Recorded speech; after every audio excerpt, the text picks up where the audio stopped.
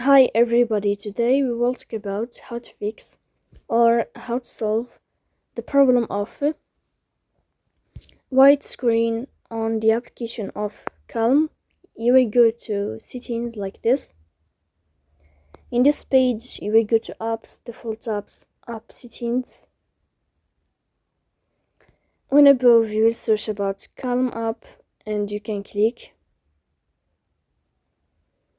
Here in this page of app info you will click on first stop and you can click OK. Here you will enter to the window of storage. Then we can click on clear cache, but pay attention, don't click clear data. Here we go to Play Store.